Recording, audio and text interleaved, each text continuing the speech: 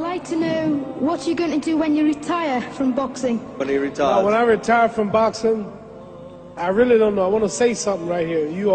This might make you all think. Life is real short. So you add up all your traveling, add up all your sleeping, add up all your school, add up all your entertainment, you've probably been half your life doing nothing. So what am I'm 35 years old. 30 more years, I'll be 65. We don't have no more influence. We can't do nothing much at 65. Your wife will tell you that. So what I'm saying, when you're 65, ain't too much more to do. So did you know I'll be 65 in 30 more years? In those 30 years, I have to sleep 9 years. I don't have 30 years of daylight.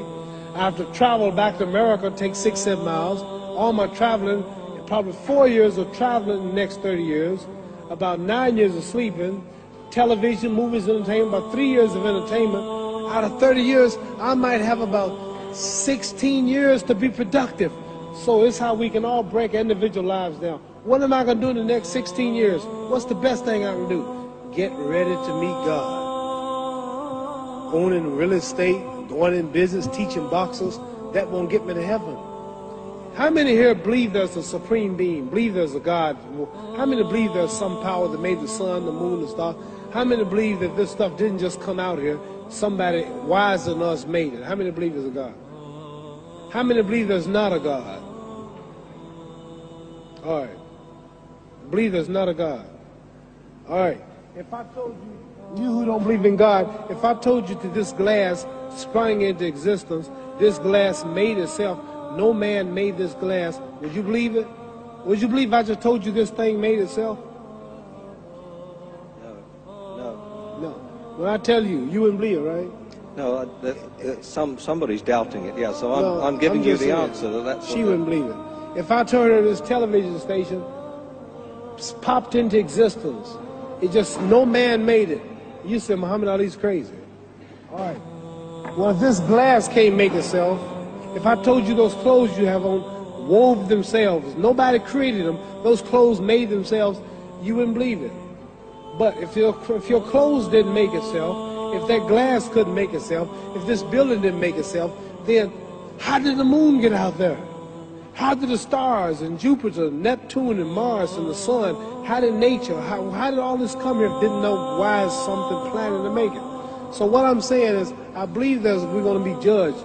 Should a man like Hitler kill all the Jews and get away with it? Somebody should punish him. Maybe he get it, don't get it now, he get it when he died. In hell for eternity. So what I'm going to do when I get out of boxing is to get myself ready to meet God, because my plane might blow up. Don't planes blow up in this country sometime and crash? Don't people die every day? Not every day. It's a scary thing to think that I'm going to hell to burn eternally forever. So what am I going to do? The reason I'm taking I'm explaining what you asked me a question. You ask me questions I can't just answer like that. When I get out of boxing or when I'm through, I'm going to do all I can to help people. That's why I'm here with Johnny Walker. Here's a poor man, came all the way to America. Here's a bunch of boys need some money, and somebody is calling me to help them. God is watching me. God don't praise me because I beat Joe Frazier. God don't give nothing about Joe Frazier. God don't care nothing about England or America as far as your wealth. It's all his. He wants to know, how do we treat each other? How do we help each other? So I'm going to dedicate my life to using my name and popularity, helping charities, helping people, uniting people, people bumming each other because of religious beliefs. We need somebody in the world to help make peace. So when I die, if there's a heaven, I want to see it. Because we live how long? 80 years? The odds are everybody in this room, some of you are going to be dead 20 years from now, some of you are going to be dead 50 years from now, some are going to be dead 30, and some are going to be dead 60, 70 years from now. We all going to die soon. And if you live to be, say, 125 years old, which we don't do, right? Let's say we live to be 250, and you can have sex for 145 of those years. You're going to come to the end after that. So we don't have but about 80 years on earth.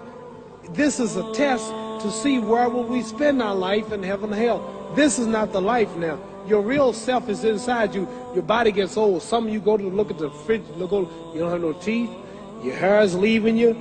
Your bodies get tired, but your soul and your spirit never die. That's going to live forever. So your body is just housing your soul and spirit. So God is testing us on how we treat each other, how we live, to see where our real home be in heaven. So this physical stuff don't last for so long. So my car, this building is going to be here when the man who built it dead. There have been many kings and queens of England. They're all dead. After this one is gone, another one will come. So we don't stay here. We're just trustees. We don't own nothing. Even your children are not yours. If you think I'm lying, your wife is not yours. You don't own your children. You don't own your family. So what am I saying? The most important thing about life is what's going to happen when you die. Are you going to go to heaven or hell? And that's eternity. How long is eternity? Let's imagine. Take the Sahara Desert. There's a lot of sand on the Sahara Desert, right? Then imagine that one grain of sand represents 1,000 years, and when you in hell burning, when you die and go to hell, you're going to burn forever and ever and ever, no end. How long is that? Give you an idea how long eternity is. Take the Sahara Desert, and I told you to wait 1,000 years. And every 1,000 years, I want you to pick up a grain of sand until the desert is empty. Okay, wait 1,000 years, pick up the first grain.